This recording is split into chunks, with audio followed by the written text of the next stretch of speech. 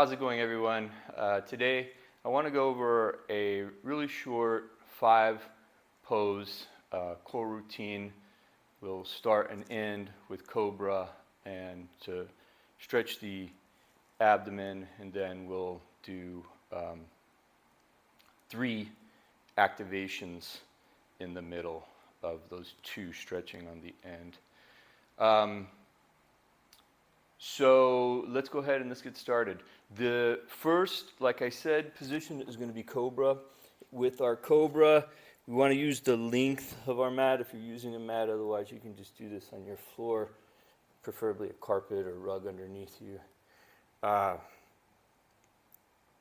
Just kind of ease your way into it. A good way to ease into Cobra sometimes is through Sphinx, allowing the hips to sink down. Elbows should be underneath the shoulders.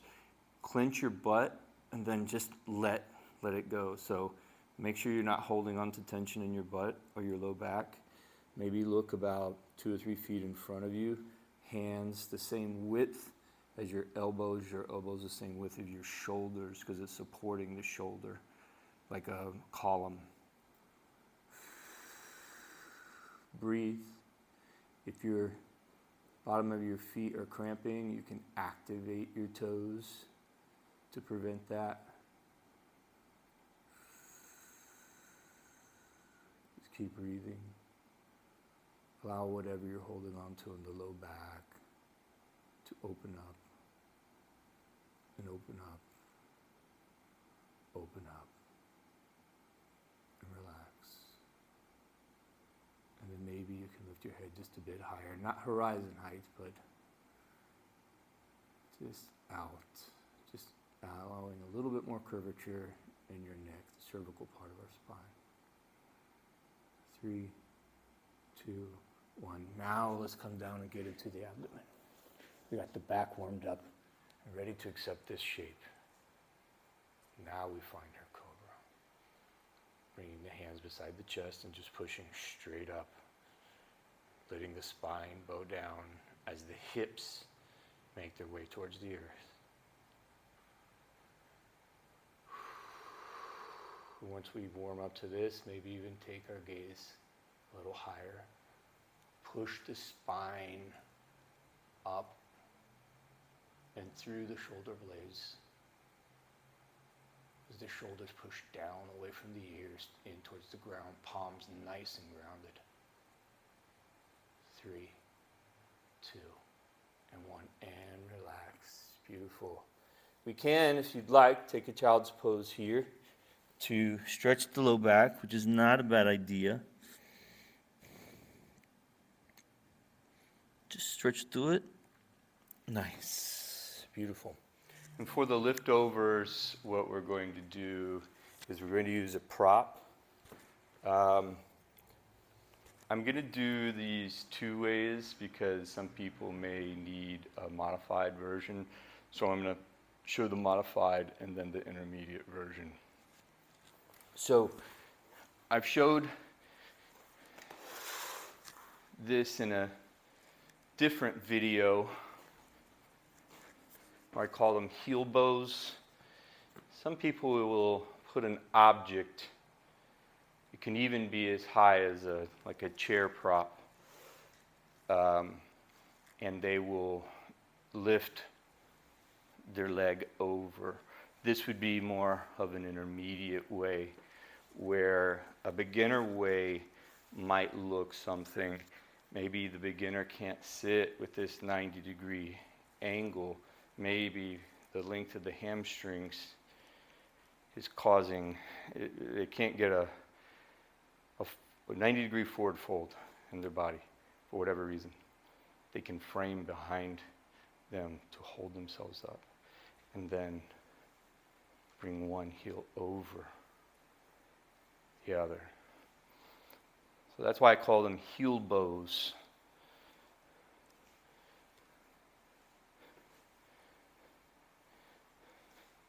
But they're liftovers, and you can lift over anything. Small chairs, blocks, your own heel. You can do this in so many different ways. So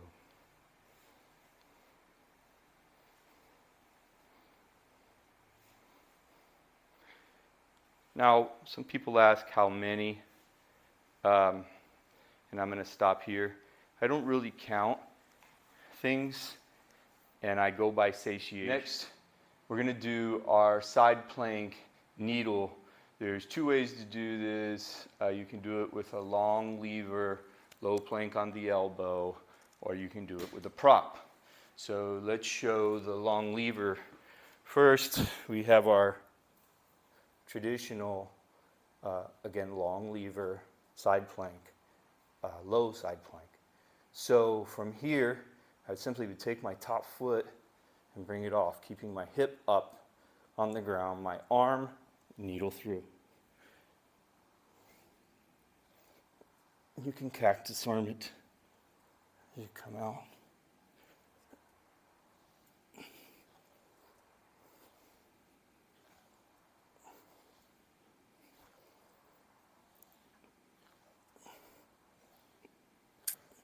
Nice. So for the other side, I'm going to do it the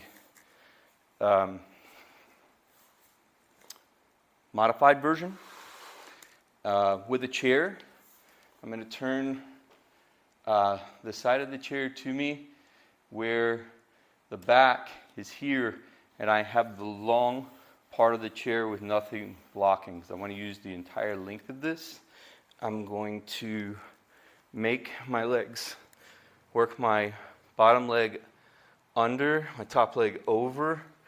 I want my entire shin to go across the chair and close to my knee, as close as you can with it being comfortable. I don't want this. I'm not using my ankle. This is very hard on my knee.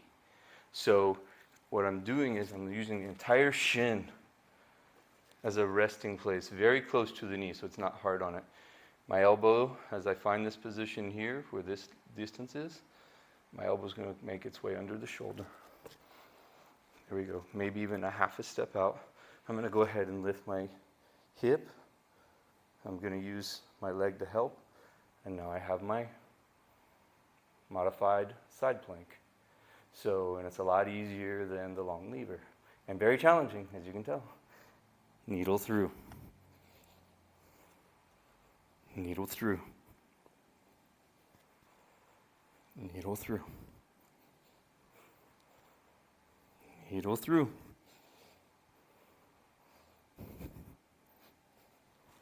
Do 10 of these on each side. Next, we have the low plank long lever. So, low plank, this word low plank just means that it's on your elbows. I say long if you're on your toes, and short if you're on your knees, and tabletop if you're doing these things from tabletop. But although you won't do planks or this type of abdominal type from tabletop. Has to be done from short or long, low plank. So let's do it from the short version, because that's going to be an assisted version.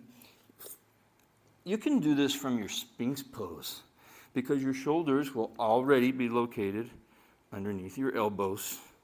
The hands, it doesn't really matter when you go into your low plank, but yeah, you can imitate your Sphinx with the hands in front of you. Same with as the elbows, same with the shoulders. Activating the toes. Actually, we're not going to do our high plank, or excuse me, our long low plank. We're going to do our short. So if you have a mirror or something, it helps, but not everybody has that luxury. But you want to make sure that butt's not too high, not too low, that you've got a nice midway point. It doesn't matter if you have posterior or anterior pelvic tilt, just as long as you're doing this more than anything. You're going to make the lever long, so that's why it's a low plank long lever. And how we're going to do it is not from our toes. When I say long lever, in this case, I'm going to bring my elbows further away.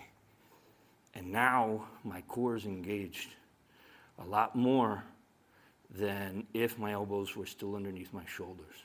So I'm taking a step with my elbows out, probably a good 8 inches. Maybe 6 inches might be challenging for you. But see, hold it. And this you want to breathe in. You want to measure the amount of time you spend in many poses by the duration of time by the breath. Not that you're counting the breaths, although some people do, that you're consciously breathing the breaths. That's what you're doing.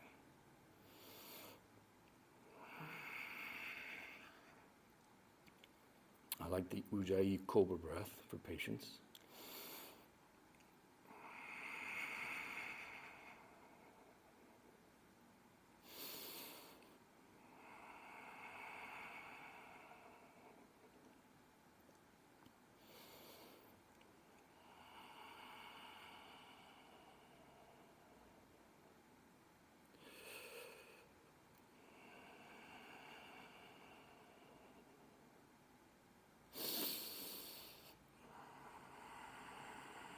Some people ask how you should breathe.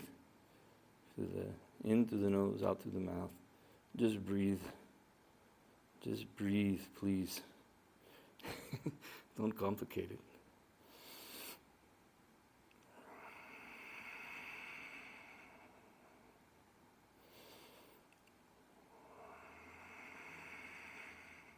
And take 3 more breaths.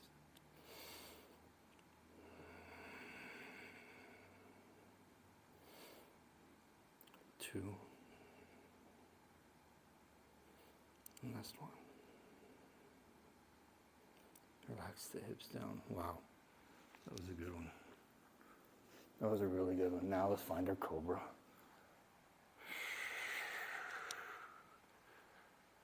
Nice. See how I'm adjusting my hands more underneath my shoulders.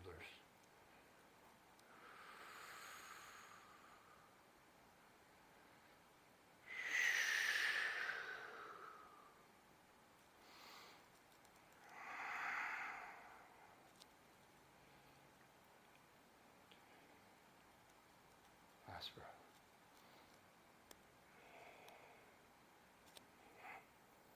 Nice. Wow.